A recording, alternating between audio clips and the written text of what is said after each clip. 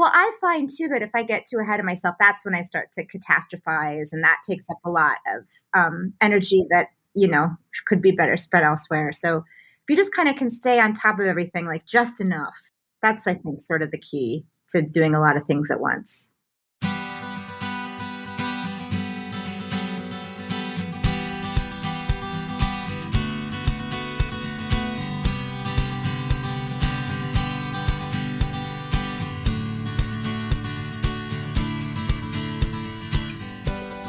Welcome to Parent Footprint with Dr. Dan. I'm Dr. Dan. This show is about making the world a more loving, accepting, and compassionate place, one parent, one person, and one child at a time.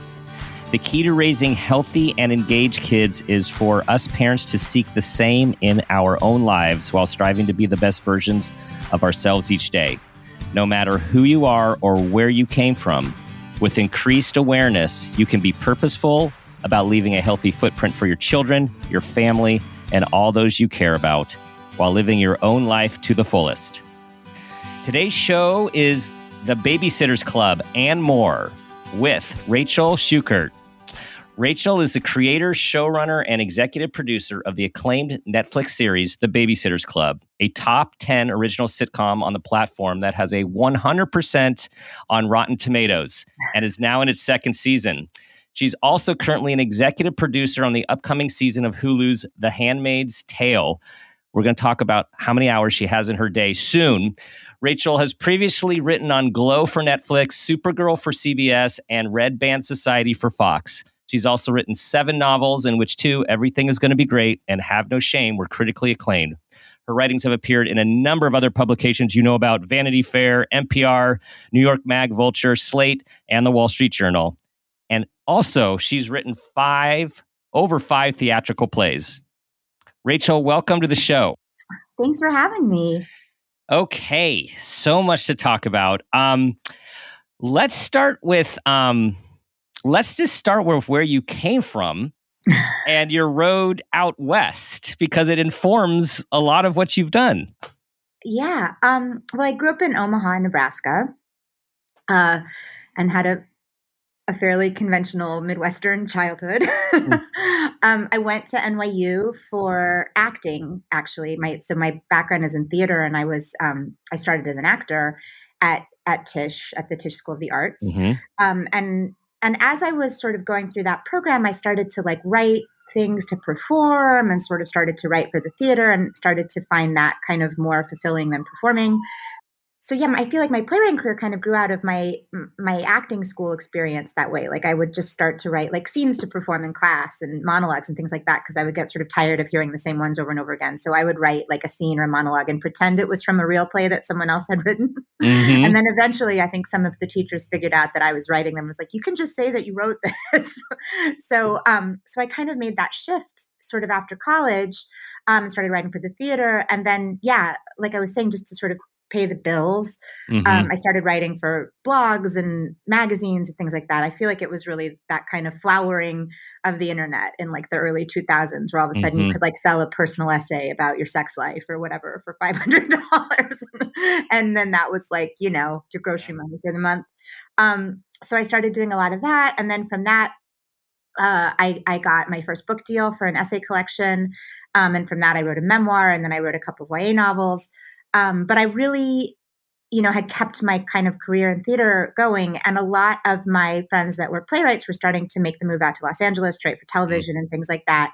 And I felt like that was something that I really wanted to do and really could do. And the thing that I always struggled with the most about sort of journalism and writing books and things like that is that I'm such a collaborative thinker and such a true extrovert in the way that I get all of my creative energy from being around other people, that it was a real struggle for me to spend so much time alone in my apartment, just with my own thoughts and not even emotionally, just I'm I don't know what to say. I have to talk about this with somebody, So television felt really a natural fit for me, and it really has been. So I moved to LA in 2013. I already had representation and stuff like that, but and made the leap, and it's been quite a ride. It's been a ride. What I was wondering about the identity shift for, when you're thinking about, well, I imagine when one is thinking about becoming an actor and all of the time and all of the energy and all of the studying and all of the people that, you emulate. What was that shift? Was that a big shift, an identity shift? And did you make a decision, or did it just kind of slowly happen? It was kind of a slow evolution. But when I realized what it was, well, first of all, I don't necessarily think it has to be like all or nothing for a lot of people. Like, I don't really perform that much anymore unless somebody like asks me to. But I think a lot of people are able to have these kind of parallel careers, or they perform in their own work, or they, and that's great. I feel like they're actually like very related skills. I remember reading something, Stephen Sondheim, who just died this last weekend, had been an actor in college, and he said how he feels like all the great playwrights were also actors, Shakespeare, like because as an actor, you have this sort of natural sense of how words feel in your mouth, of the internal rhythm of the scene, of like where it needs to get to emotionally, of what's playable, and just kind of how it affects you. And I find myself using those skills a lot as I write, like sort of acting out scenes and kind of finding my way beat to beat. Like if I was going to act this, like what would the journey through the scene be? And that has been really useful for me in my career to have that background. I guess in terms of thinking about myself, it was a little bit of a shift. I was like a very performative little girl who needed a lot of attention from other people. And I think it was part of like the maturation process to be like, maybe I don't need that. Maybe I'm okay to kind of be a little bit in the background.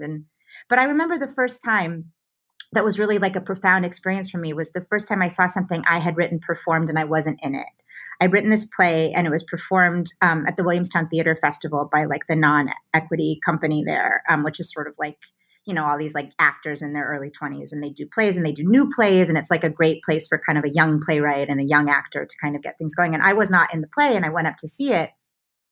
And it was just like transformative for me. Like there were all these things that I hadn't thought of. Like it was amazing to see it kind of come alive with somebody else's perspective and someone else's like interpretation of it on stage. It was really like sitting in the audience of that was like the most fulfilling experience I've ever had. I was like, I've never forgotten it. I've never forgotten what it felt like.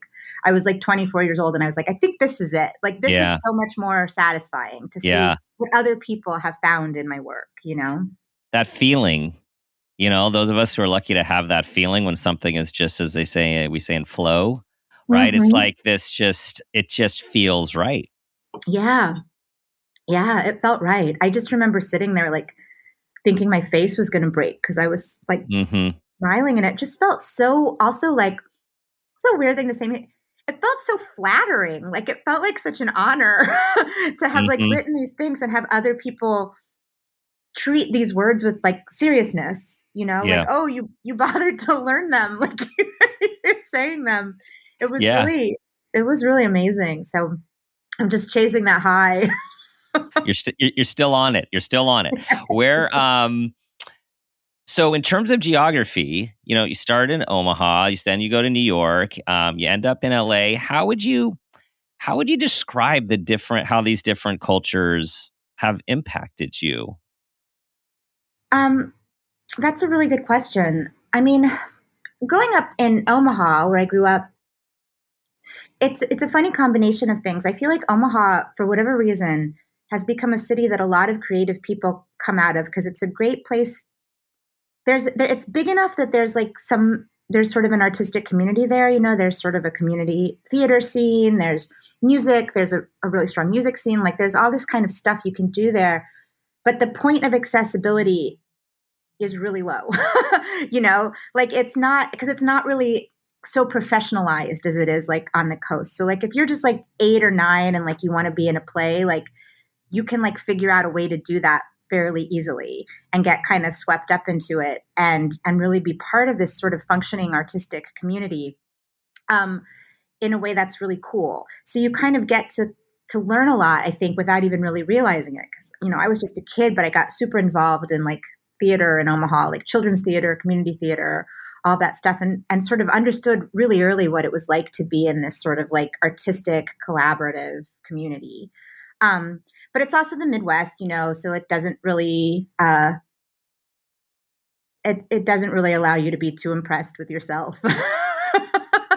It's a very grounding place to grow up. No one really gives you a lot in in terms of like attention or indulgence or anything like that. You just kind of just supposed to sort of put your head down and get the work done. Yeah. And kind of sticking your head above the parapet is not really like the way there.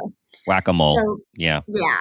So that, I think is frustrating in some ways, but is also useful when you go to places that are more like that because, you're able to kind of do that, when to take a step back. I don't know. Someone said to me once how they think Midwesterners are better at reading a room than anybody else in the world. Like just being able to like walk into a room of people and being like, okay, this one wants to be the center of attention. This one is judging me. This one I'm judging. This one. Yeah. just kind of being able to feel things out and like adapt yourself into like the way that you need to be. And that is a really useful skill in like a TV writer's room, for example, to just sort of be able to find your place in it and adapt and not kind of overwhelm anybody. And then New York, New York I feel like New York was really the place where I learned how to be like a creative person. I mean, there's so much energy there and the pace is so intense and you really like kind of are able to cope with stimulus. Like I learned how to cope with stimuli in New York in this way that I think has been really useful in my life, because there's just so much coming at you all the time. Yeah. There's so much that you want to do and so much that you don't really want to deal with, but just have to. And I feel like it really stretched my capacity to like deal with things, being able to take on like a lot of tasks, being able to like really figure out how to like get everything done, like that energy has kind of never left me. And it's also where I met so many of the people that are so important in my life, people I went to college with, people that I kind of met right after college. We were all kind of like writers and actors coming up together. And now I feel like I'm at this place in my life where all these people that I've known for 20 years are really coming into like massive parts of their careers. And I feel like I'm now at this place where I'm like, well, I know everybody, I know 7 people on that TV show. And I know that those 3 writers that have plays on Broadway and that, and they're all like that really feels like my people and in a way that is very cool to feel part of. And then in LA, I feel like this is where I really have kind of grown into like a professional life in terms of what it means to really function in like the kind of commerce side of the business, which has been very useful to me. It's where I've had my son and my family and like have kind of learned how to be a parent and a mother and everything that means to me. And it's also kind of, I think, where I've learned how to be a leader, which feels very hand in hand with being a parent right now, because it sort of all happened at the same time. Like I sort of, I became a showrunner for the first time when my son was like not quite 2, and just as like my career was kind of really taking off here, that's when I like had a baby. Yeah. So I feel like those 2 things have really grown hand in hand here in LA. And he's 4 now. He's 4. Yeah. 4. Right. So this is, I mean, it's a long road and climb to where you are today. And the last 4 years have been a complete whirlwind, I imagine. Yes. Yeah. Yes, they have. So you were working on Glow, and then the opportunity for Babysitters Club kind of like all this just kind of happened. Yeah, I mean, I've been working on Glow. Liz Flahive and Carly Mensch, who are the creators and showrunners of Glow, are 2 of my greatest, oldest friends. Also from that whole time in New York of our early 20s and being writers together. So it was such a dream to get to work on that show. And when we were kind of early in the first season, Carly and I both got pregnant that first season writing. So like, and our sons are like 2 weeks apart. I remember I had terrible morning sickness. So I told everybody in the room finally that I was pregnant kind of before I was ready to tell them because I just felt so terrible. I was like, I just need you guys to know I'm not like an alcoholic. like disappearing to vomit. And it's like hard to hide. And I remember Carly like got really serious for a second and she walked out of the room and then she came back in and she was like, I just wanted to say that I'm pregnant too. I'm not trying to take any thunder out of Rachel's announcement. And I wasn't ready to tell you guys, but since Rachel went ahead and said it was so funny. So we really like went through that whole experience together. And that first season was really special because of it. I like had this friend to like compare symptoms to and be like, how are you? Like whose tummy was getting bigger faster? And like I remember my morning sickness was so bad and hers, she really didn't have any. And Genji Kohan, who's one of the EPs on the show, was like, well, that's because Rachel's having a girl and Carly's having a boy because you have worse morning sickness with girls. And then I also had a boy. I just had terrible morning sickness. But yeah, so I was pregnant throughout that time, and then I gave birth over hiatus.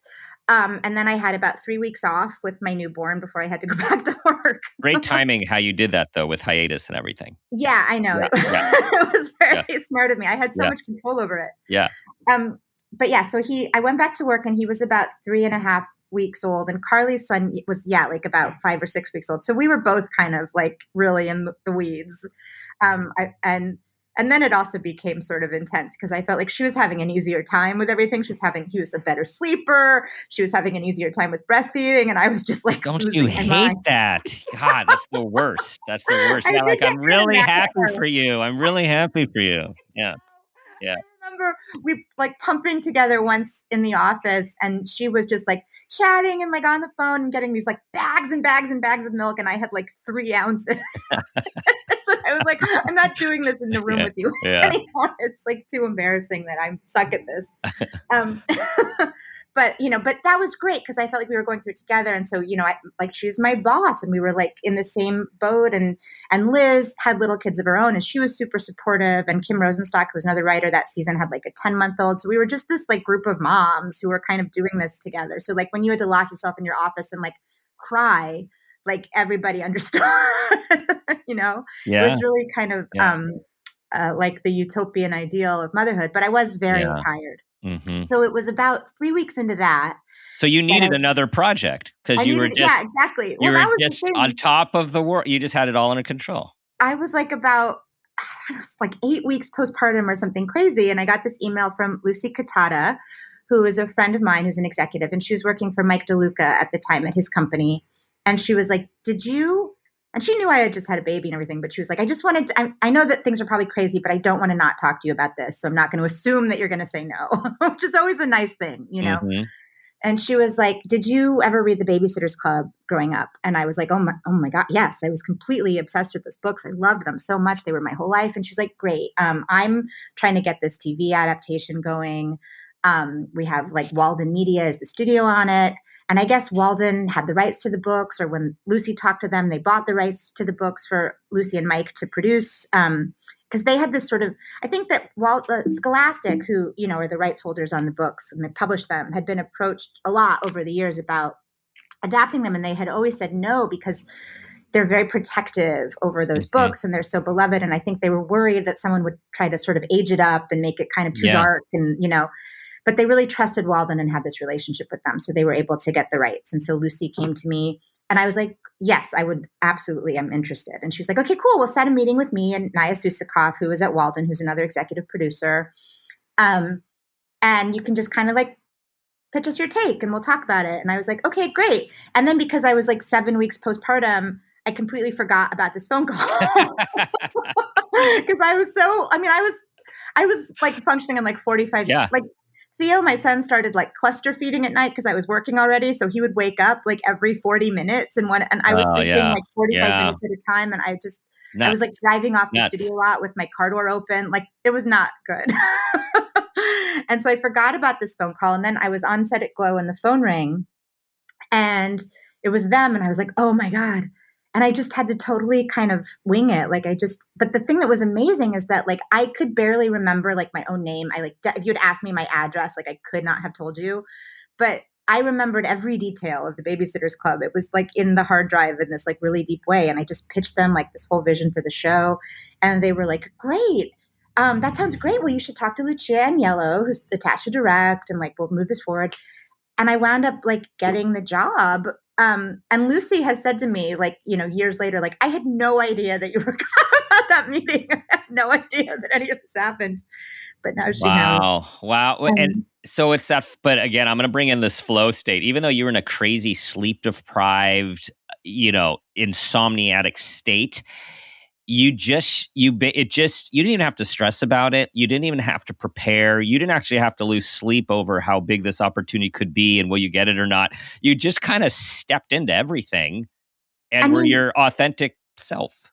Yeah. Sometimes I almost think it's better to be, because in my experience a lot, anxiety about something takes up so much energy For sure. that Yeah. could be otherwise spent actually doing the thing. Yeah. And so sometimes when you forget about something and the anxiety of it is removed, it's actually better. Yeah. Yeah. Well, and when you would just when we think of peak performance and the psychology of performing any sport or anything on stage, one of the number one things these psychologists do is help people get into themselves and push anxiety away, because anxiety is the biggest showstopper. Yeah. Yeah, totally. Totally. I know it's like you have to sort of just let the training take over, as we used to say in acting school. Let the Hmm. technique take over. You learn the technique and then you throw it away, so then you can just be in the moment. So there's over Um, 200 over like there's over I two know. there are over There's so many. 200 books, and I just think, I mean, what an opportunity to be able to take these works that were so instrumental in your life at a particular age in life and be able to bring it to the screen. Um, It's it been just, yeah. unbelievable. I mean, I get emotional thinking about it. Like just being a little girl reading those books. We used to like play Babysitters Club at recess. Like we would each be one of them and like act out our own stories of that when I was like 9. And um, that became my job. Yeah, yeah. So tell everyone. So we don't want to assume, and we also have a younger audience as well. Tell everyone just the premise of the book and the book series, and now the show. Well, it's about a group of girls who are friends who start a babysitting business. The original babysitters are Christy, Claudia, Stacy, and Marianne. And they're kind of friends in Stony Brook, Connecticut. And they're all at sort of different levels of maturity and, have different interests and are very different from each other. But they form this club, the Babysitters Club, to take jobs around the neighborhood and to kind of be caretakers in their community. And then Dawn Schaefer joins them, and then later they get 2 more babysitters, Jessie Ramsey and Mallory Pike. But it's really about friendship. It's about caretaking. It's about responsibility. And it's about this very particular kind of in-between age where you're not really a teenager, but you're not really a little kid anymore, and kind of you're figuring out who you are through your friends, and Mm-hmm. through kind Mm-hmm. of what you can do in your town. And I think I, as a kid, loved them so much. The girls are all so distinct. I feel like everybody's got the one that's their favorite and the one they identify with, and their friendship. It was like the kind of thing where you wanted to be one of them. You wanted to know them. You wanted to be one part of the club. Um, and they have all these like little adventures, with different things and different trips and Mm-hmm. boys and contests and all kinds of things like that. But that's sort of the Yeah. idea. Yeah. And there, I mean, as I've been reading about the show and watching, I how do I say this? Like, you're taking on, I feel like you're taking on this notion that a show has to be dark, highly dramatic, have like huge, um, gosh, like just like huge catastrophe to Mhm. get ratings and to hook an audience. And my sense is you're like, no, no, no, we can have a real show about real things and show the values that we want to show. Yeah, I think that's a really smart and lovely thing to say. I feel like that's absolutely what we've tried to do. I mean, the thing that I loved so much about the books, and I think have connected with them again as an adult. It's been interesting to reread them as an adult because I have my sort of childhood memories of them, and then you read them through adult eyes, and the experience is sort of the same and different. And I feel like part of what I love about them, and I think part of what I loved about them as a kid but couldn't connect to or couldn't like articulate at the time, is that they're written on such a human scale in a way that feels very much like real life, like these girls have little challenges and things happen and there's definitely conflict and there's some big issues, but they're all the kinds of things that actually happen to you. It's not about like being chosen by the prophecy to save the world. You know what I mean? Yeah. Like it's all things that like you could actually do. It's like, how are you there for a friend that's going through a hard time? How do you help a kid that's sick and scared? How do you stand up for somebody that's being bullied? How do you deal with grief? How do you be like a strong person for your family? Like all of those kinds of things that are the kinds of lessons that you really need to learn at that age. And I think really carry through in your life. And I think that some of these like larger, more sort of hero's journey stories that a lot of YA fiction have been based around for the last several years, can be great and really entertaining, but they're not that. They don't really show you how to be like a person in the world and a good friend and a good partner and a good parent and all of those things.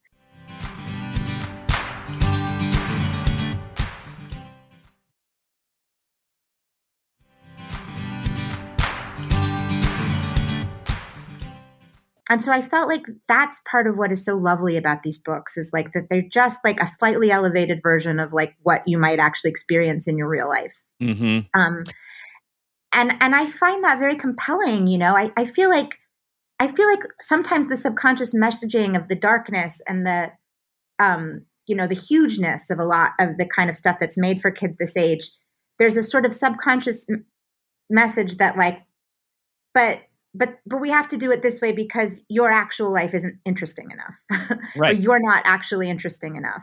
Yeah. And I think that kids, and especially girls, are incredibly interesting at that age. And I wanted them to feel that like what's actually happening with them is worthy of like serious interrogation and serious attention, that like what you're worried about is real. It doesn't need to be swept under the rug. It can be like addressed. It doesn't have to be overwhelming. You don't have to have these like massive scale conflicts be like compelling conflict, and I was just reflecting on, tell me how you think about this back like in those teenage years, those adolescents, a lot of the development is about fitting in, finding other people like you, being a part of a group, having this identity. It's identity formation. And with social media, I mean, teenagers in our time didn't have access to all of these other competing messages outside of the book. Right. Do you think are you speaking to this message of like everyone has to be different and like outlandish and like what have you done lately, as opposed to just being typical and knowing that typical is not even typical? Yeah, like everybody is sort of outlandish in their own way. I mean, I think what's so beautiful about the friendship in the books and that we've tried to do on the show is that like all of the girls are very different from each other. They have different interests, different styles, different, like I said, kind of different levels of maturity in a way that always felt very real. That there's like some girls at 13 are more like 17-year-olds. Some girls at 13 are more like 10-year-olds, like that part of you that still kind of wants to play with dolls, but also like wants to have a boyfriend. Like that's sort of like, and like, which side of the spectrum are you on? Like, but they're still friends with each other and they're all kind of enough, they all sort of like have moments where they feel like, they need to be different but like they all kind of feel like enough and they kind of help each other feel that way, that they have like a place where they fit in, and I think that that's a great thing about the books. It kind of doesn't push any of them too fast, too far in a way that I think some stuff does, kind of pressuring kids to grow up faster than they're ready for, or to sort of, or conversely, to be kind of less complex than they really are, you know? Right. I think that this idea that you can just be sort of a regular person, and maybe that's my Midwesternness talking, but still very interesting and very unique and individual. And everything doesn't have to be about this sort of competition of who's got the biggest whatever, you know? And I was actually going to go there with your Midwestern upbringing, because I know this is, we all have profiles and stereotypes. And so a common one is the family values and the groundingness and the I don't know, for me, having always been on the West Coast, either the North or South, it just, and when I've traveled through, it's like, it's slower. People are friendly. Like it seems like there's more time to think. And it does seem like this has really informed, obviously, who you are, but also how you think about the show. And I was going to go to and raising a new human in this world. Human. Yes. I mean, I do feel like sometimes the family valuesness of the Midwest, I feel like what I really want to try to do is break the link between the idea of like family values and conformity. Yeah. You know, that like, and I think that is one thing that this can be one of the more sort of toxic elements of where I grew up is like, yes, all of that is true, like as long as you fit into this certain template, you know, and I would like to put forward the fact that everybody deserves that and that there's so many different ways to be a family and to be a great member of a family that don't necessarily fit this like very kind of like 1950s version of that, you know? Yeah. Although I do think that that's changing. But yeah, I do feel like in the Midwest, there is a sense, I mean, at least there used to be when I was growing up. I do think like things have changed as the country has become more polarized and all of that is really sad. But there was sort of this sense of like civic mindedness and like being part of the community. And I especially was raised like that, I think, because my father was the city planning director of Omaha when I was a kid and was constantly talking about like community space and like community values and service and all of these sorts of things that were really like imbued in me in an early age. So yeah, I think there is and also just sort of being willing to trust other people. And, you know, I think that there's something there for sure. So parenting.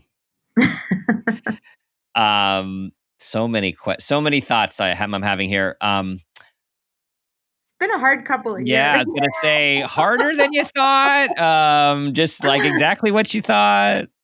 I don't know. I mean, I feel like the last 2 years have been so anomalous. It's like I definitely didn't think this was gonna happen. Yeah. It's both harder and easier than I thought, you know?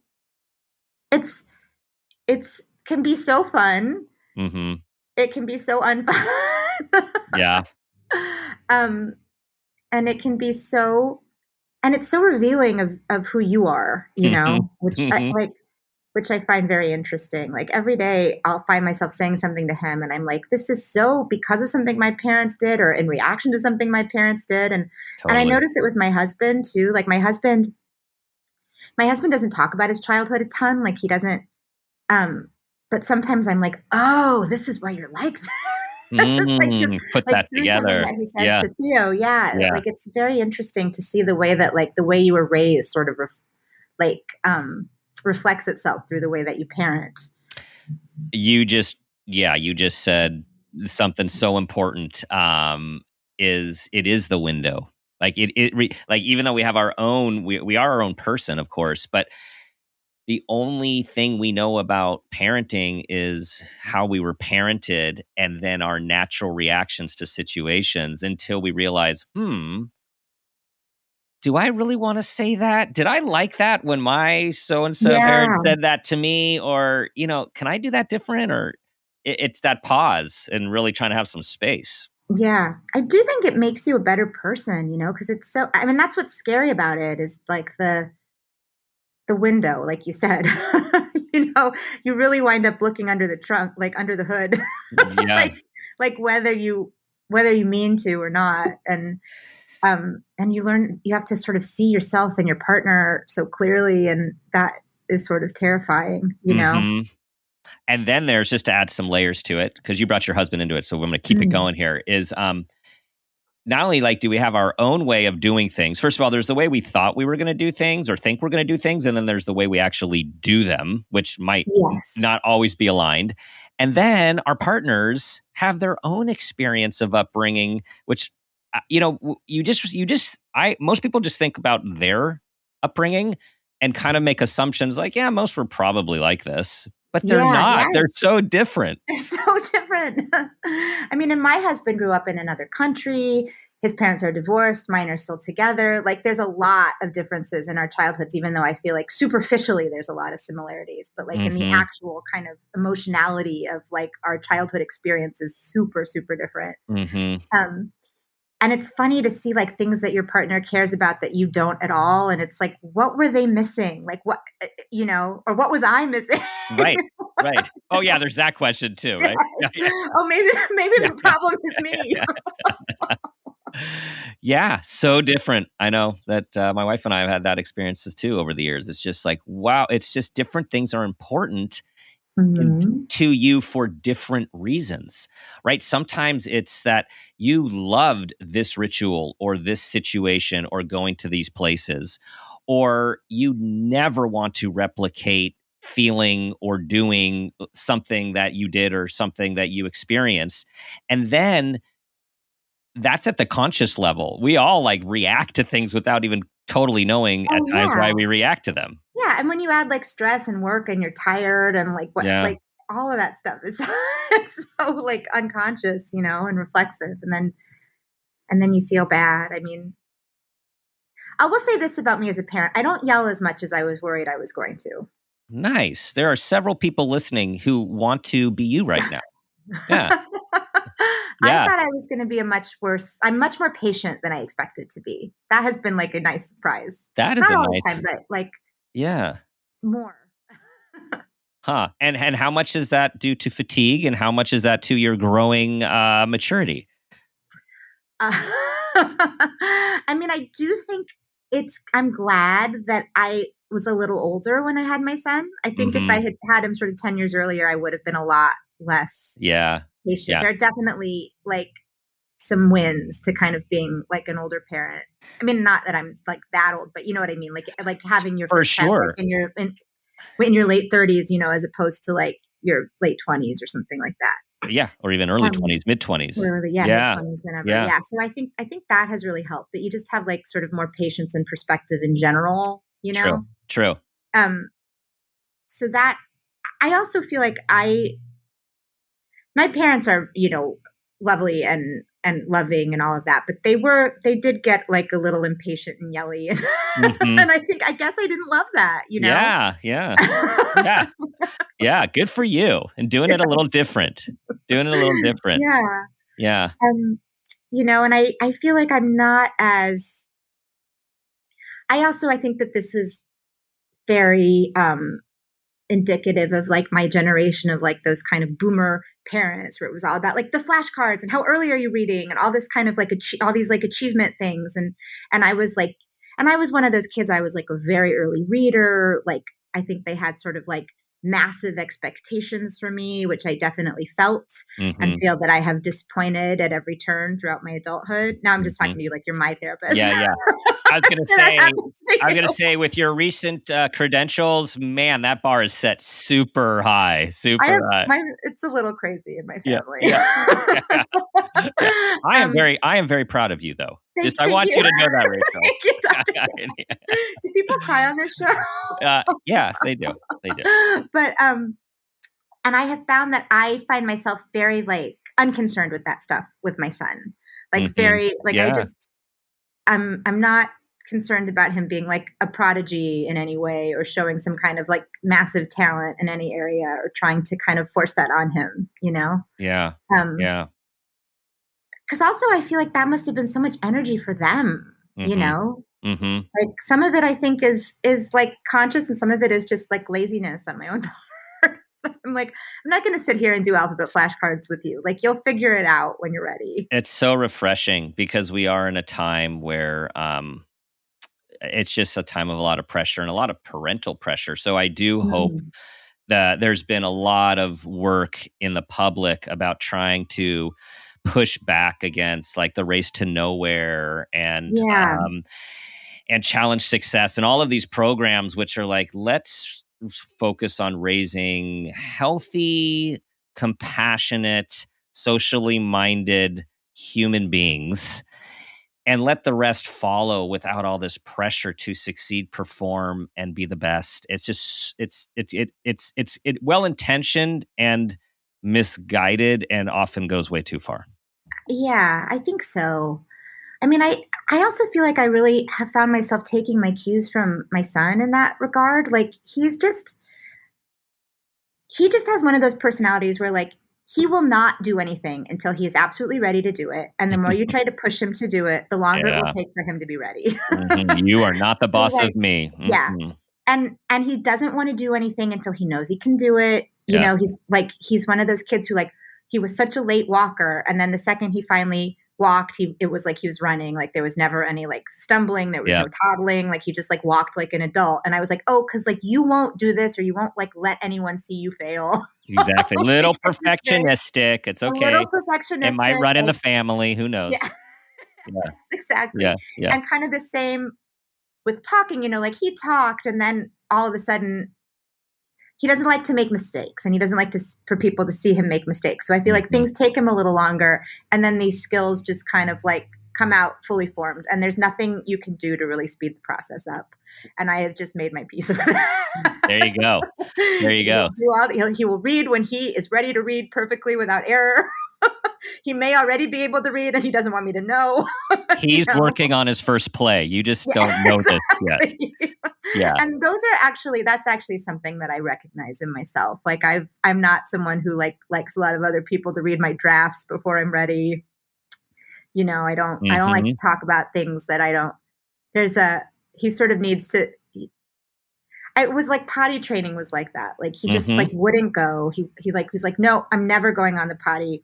And then we would do a potty chart, you know, and he would like get a prize at the end. And then I would try to get him to go again. And he's like, no, I got my rocket ship. I don't need to go on the potty anymore. And I was like, it's supposed to be its own reward that you don't sit in your own filth. We're like, no more prizes. And then before he was going to start preschool, he like had to be potty trained. And finally I was just like, Theo, you have to go in the potty. You have to, or I'm just going to have to take away all of your toys. There's no other way. This has to happen. And he was like not quite 3 yet. So it wasn't like super late, especially for a boy. Yeah. But he just kind of hung his head for a second and he goes, okay. and then from that day on, he was like completely potty trained, like no night diapers, no accidents.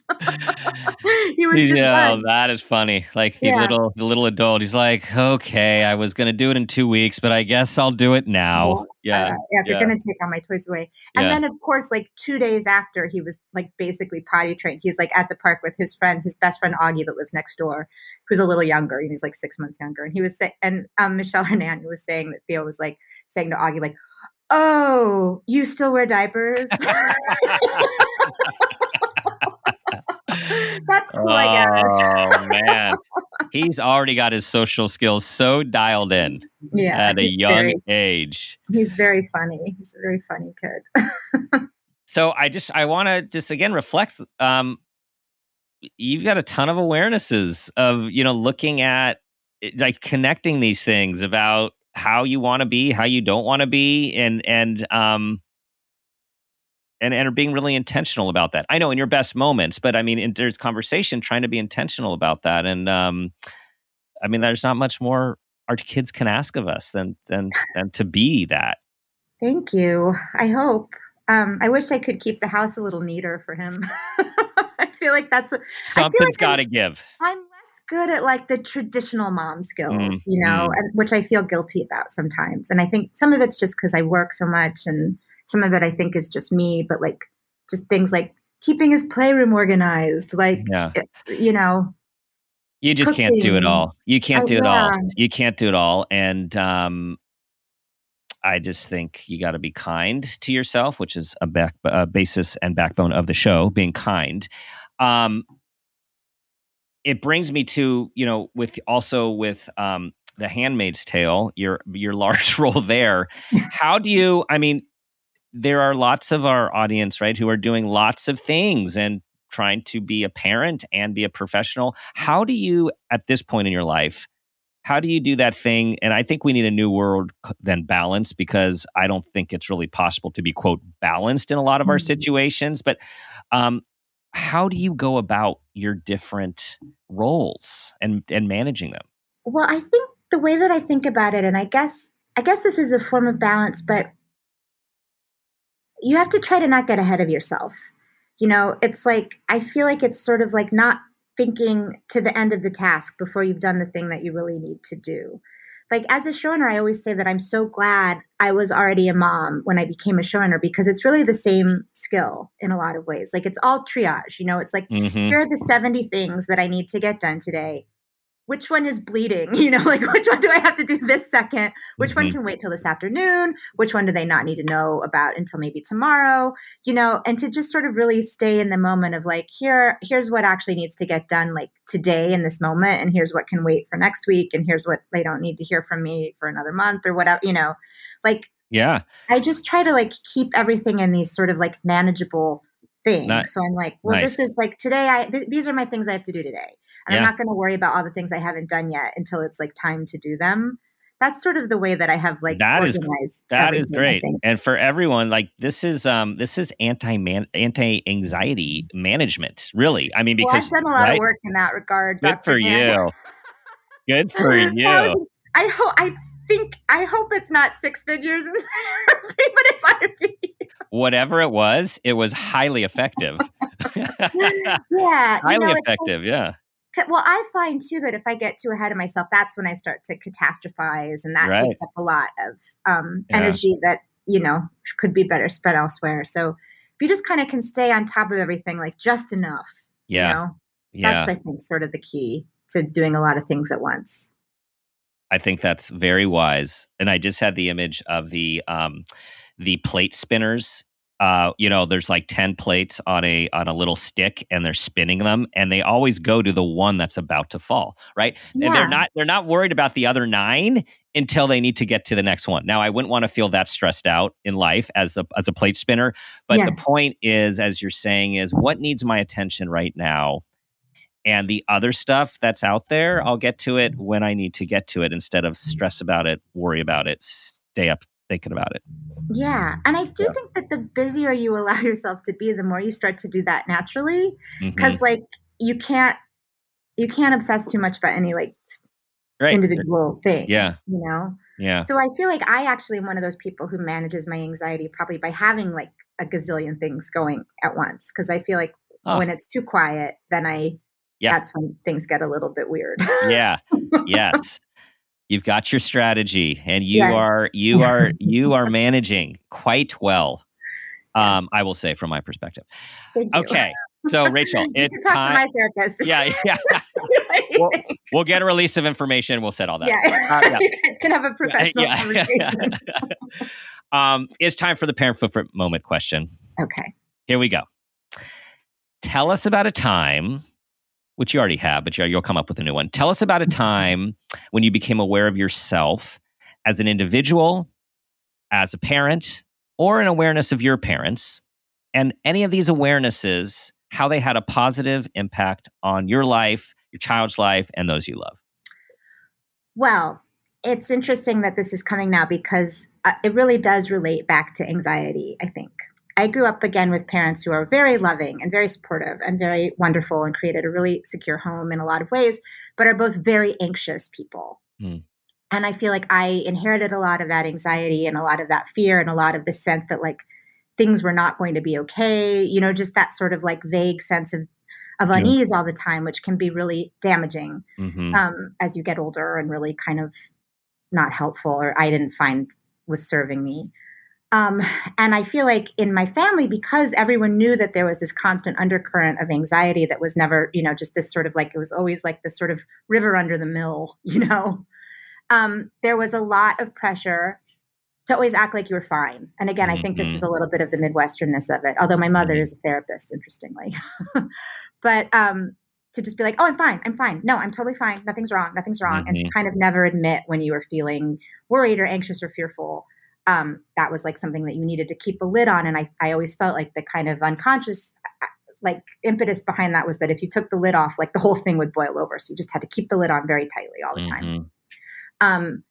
And like I said, that was an impulse that I felt was not serving me in my life. And so with my son, I felt like I really wanted him to be able to voice fear and voice nervousness without me being like, oh, no, you're fine. Don't be scared. It's not a big deal. You don't need to be nervous, because I felt like I got a lot of that when you would like be like, I'm scared of that. And it's like, oh, there's nothing to be scared of, you know, Right. even though I could tell that my parents were also terrified by the same thing. So I have always really like encouraged him to voice any feelings of nervousness that he has so we can talk about it, because, you know, that is what makes it go away. So like, for example, you know, he was expressing like a lot of nervousness about going to school, you know, and being with new kids. And I was like, yeah, no, I understand why you feel nervous. You know, it's like new kids, you don't know everybody.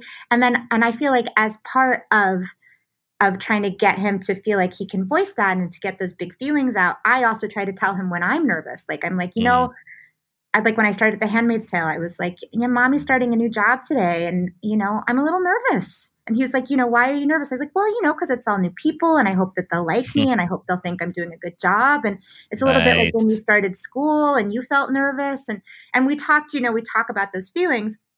And I feel like he's pretty good about voicing them to me. And I feel really good about that. Nice. And then a few months ago, my parents came to visit and we were out at lunch, like at a sort of outdoor cafe. And my mother was sitting there and she was very kind of wound up, as she often is. And Theo, who I think was maybe 4 at the time, like had just turned 4, like leans over the table as my mom's just sort of sitting there, like kind of clenching. And like, I can tell something's going on with her, but she won't talk about it and she won't whatever. Theo leans forward and he goes, Anna, that's what he calls her, Anna. Anna, you're a nervous yady. Do you want to talk about what makes you nervous? I'll tell you what makes me nervous. Zombies. Wow. Whoa. And her jaw just kind of dropped. It was such a perfect moment. It was like he had like observed this. He was going to put her at ease by going first. That is beautiful. Oh my God. What an ability, right? Not only to sense it and then to articulate it as just as you modeled for him. I was so proud of him, of myself. But it was like, you know, I guess that's a version where I feel like I did something right. I have other ones that are less good. But I do think it's like a good lesson to be like, you know, to kind of face the thing that you don't want to do. Yeah. Which is like, I don't always want to talk about what's bothering me. That's something that's hard for me. Yeah. But if I can like show my son that it's okay to do that, then he can kind of recognize that that's okay to do. That's awesome. And that's how we change the transmittability of our family heritage, right? Like you keep the stuff you like and you try to change the stuff that you wanted to be different for you so it could be different for your child. And you can't change it by pretending that it's not happening or it never happened. Which I think is often people's impulse. Great moment. Thank you for sharing that with us. Tell everyone where they can, the shows, where they are right now in terms of coming up and in, you know, what episode, and of course how they can go back and watch everything. Well, the Babysitters Club seasons 1 and 2 are currently on Netflix. If they don't come up in your algorithm right away, you can search them, obviously, in the search function. Both seasons are complete, and they're on Netflix, so you can watch them anytime. I will say, watch them all the way through. Completion is very important to Netflix in terms of their numbers. So even if you don't watch them all at once, but those are both there. Glow is also there in its entirety on Netflix, always on Netflix all the time, all episodes. The Handmaid's Tale, if you haven't checked it out, is on Hulu. I think if you have Hulu, I think all episodes so far. We're just writing season 5 now, but nothing has been shot yet, so there's no new episodes yet. We're still in the writing process. So yeah, that's where everything is. Lots going on. Lots going on, and being a mom. And so luckily many I have only one child. Yes. That is a conscious choice. A mindful choice. I know. I'm sorry, Theo. Any siblings that you might have had been sacrificed on the altar of career. Hey, it's the big picture. It's all he is a lucky person. Only children are fine. They are fine. They're fine. Rachel, thank you for sharing yourself with us today, and really just being so insightful and helping others really, you know, understand and just accept anxiety, which is what so many of us deal with at multiple levels, and just to show that it's something to be worked on, and it's something that, you know, is always, we can keep growing and we can keep being how we want to be with work. Yes. Well, you're welcome. And thank you for this amazing work that you do. This is such a gift. Thank you. All right, everyone. That concludes the show. We so appreciate your 5-star reviews, sharing these episodes with people you care about and know will benefit. We love having you part of our community. And if you want more of Parent Footprint with Dr. Dan, check out our bonus episodes once a month exclusively on Stitcher Premium. To listen, just go to stitcherpremium.com/Dr. Dan, click Start Free Trial, select a monthly plan, and sign up with the code Dr. Dan, and you'll get a month of free listening. You know what I'm going to ask you to do. 2 main things. One is to try to be that person you want your child to become, and ask yourself the guiding question I ask myself every day: what footprint do you want to leave?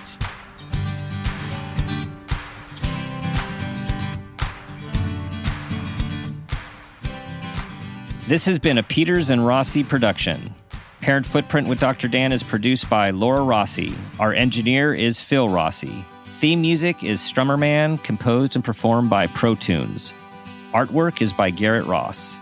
Follow us on Instagram and Facebook at Parent Footprint Podcast, and on Twitter at Dr. Dan Peters.